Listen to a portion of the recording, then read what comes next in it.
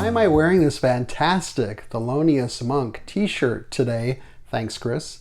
It's because he's an artist that should be part of any serious jazz collection or jazz education. And whether you're a beginner to listening to jazz or you just want to explore further, this is the place to be. This is the Kazdoy Closet. I'm Kazdoy.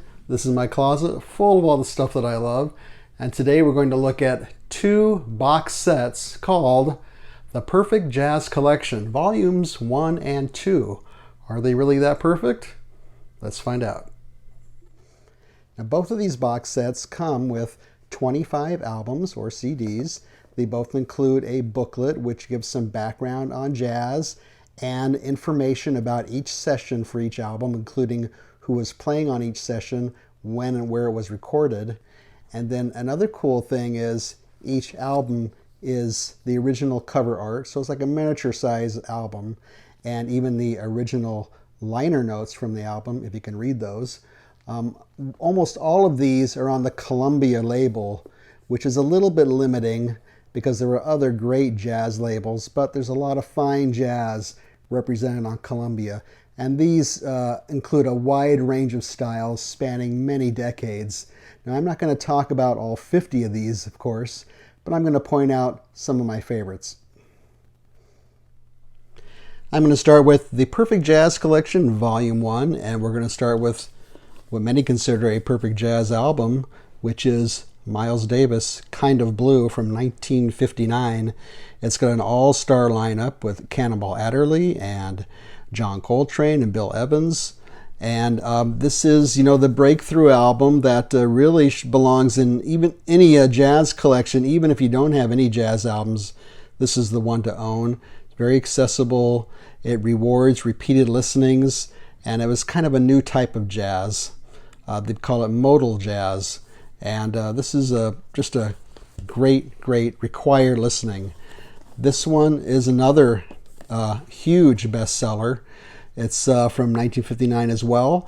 It's called Time Out by the Dave Brubeck Quartet, and it includes Take 5, which you've probably heard even if you haven't realized it, and it's been recorded by many people over the years.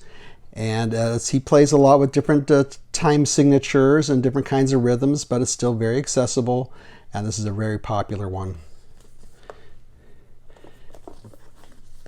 There's Thelonious Monk's album, Monk's Dream, one of his many albums. And, he's just such an interesting guy, and all his albums are really good, especially his small quartet settings. And he usually does all originals, but then he often throws in a couple of cover songs as well. Now, all 3 of these artists are some of my favorites, so I'm going to probably do a separate episode on them at some point, so I don't want to talk about them too much. This is the Art Blakey album, The Jazz Messengers, and you see Art Blakey at the bottom there playing drums.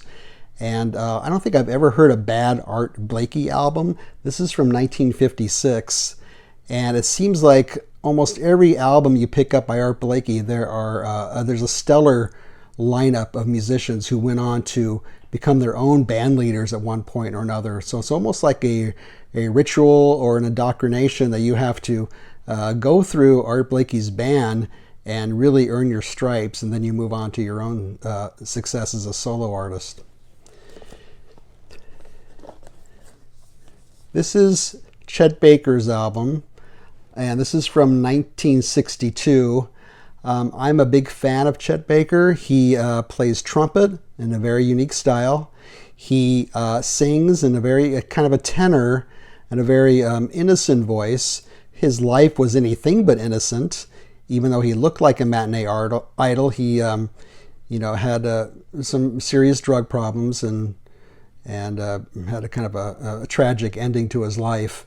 There was a film made about him at one point called Born to Be Blue.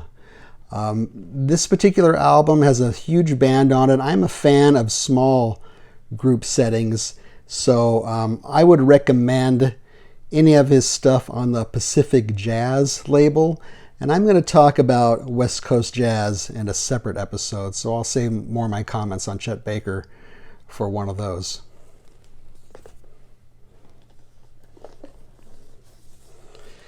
And speaking of unique voices, Billie Holiday doesn't get any better than that. This is Lady in Satin, one of her most popular and successful albums. This again has a big orchestra setting. This is from 1958. I prefer her in a small setting with a trio or a quartet, but you just can't, beat her vocals. She has that interesting combination of innocence and yet experience at the same time in her unique vocal style. Moving ahead to 1973, we have kind of a breakthrough album. It's Headhunters by Herbie Hancock. And this album combined funk, soul, and jazz together really for the first time. And it's a really fun album to listen to.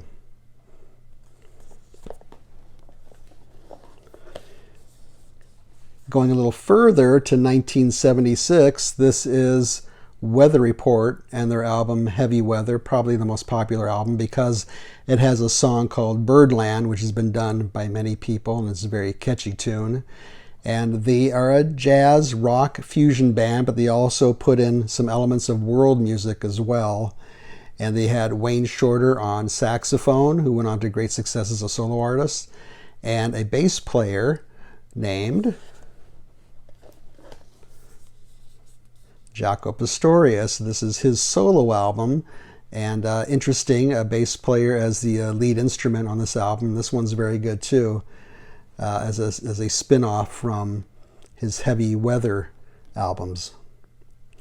Other artists range from Sarah Vaughan to Louis Armstrong to Charles Mingus, Stan Getz, many other ones. This album box set currently is on Amazon for $65.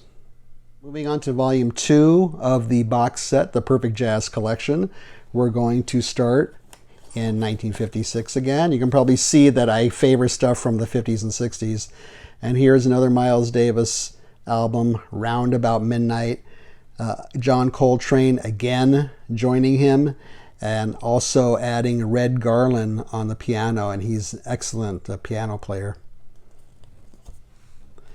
And then once again, we have the Dave Brubeck Quartet. This is a couple years earlier, 1954. Jazz Goes to College, and he was a huge success on college campuses. College kids in the 50s and early 60s were really into the kind of cool jazz that Dave Brubeck was playing. And again, we have Thelonious Monk. This is his album Underground with a quartet from 1968. And once again, a mix of covers and mostly his own compositions. From 1962, we have one of the greatest sax players, Sonny Rollins, and this is his album, The Bridge. And what's interesting about this album is it's saxophone, bass, drums, and guitar.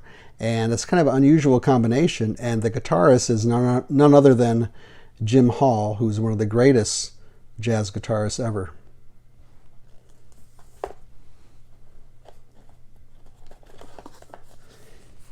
And here's another jazz guitarist. This is Beyond the Blue Horizon with George Benson. Now this is on the CTI label, which had a combination of different styles: jazz, soul, dance music, classical influence music. Some of it a little too syrupy and orchestrated for my taste, but some like this were small bands. George Benson, before he became known for kind of a middle-of-the-road hits like This Masquerade, he was a pretty traditional jazz guitarist, so his older stuff's pretty good.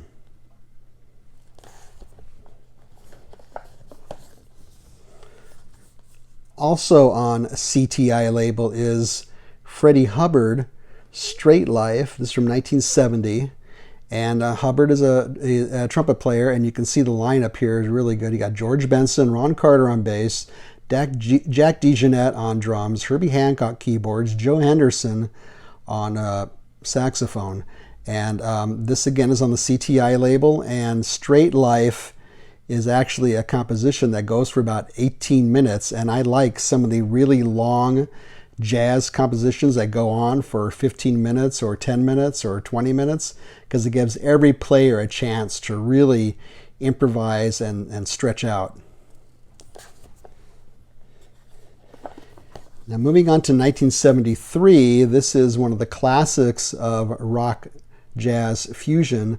This is the Mahavishnu Orchestra, and I believe this is their second album. It's Birds of Fire, probably their best known one. And some of it's kind of crazy and some of it's a little more accessible, but it's definitely an interesting listen. You have John McLaughlin playing guitars on this one, and you also have Jan Hammer, who plays keyboards, and he went on to join Jeff Beck on various albums and in concert as well.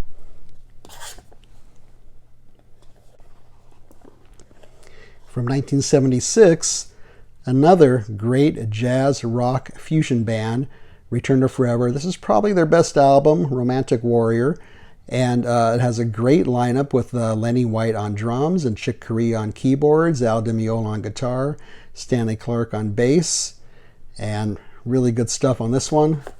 And Stanley Clarke also went on to do some solo albums. This is his second solo album, School Days. I think his first one's probably better, but another interesting example of a bass player being the lead instrument on this one. And then once again, another jazz rock fusion band from 1979. This is Weather Report 830. This is a live album. And I want to mention this one because, again, we have a couple of very long pieces ranging from 8 to 10 to 12 minutes.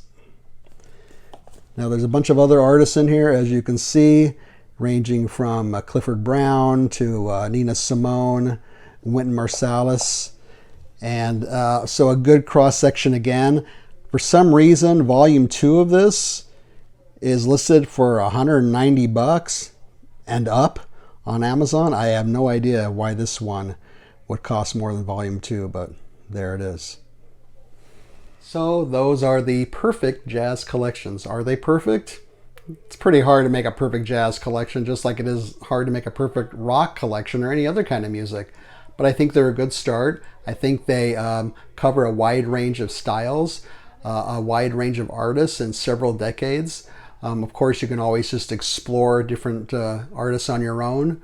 All these people are streaming all the time on these streaming services, or you can buy individual CDs. So hopefully if you're just looking to start listening to jazz, this gives you some ideas to go by. Or if you are already a jazz fan, maybe you want to find out if these boxes are available somewhere else. Anyways, feel free to leave a suggestion, leave a thumbs up, don't leave a thumbs down. Subscribe would be great. Share this episode with your friends and neighbors. Hope you enjoyed this one. Thank you for watching, and I will see you next time.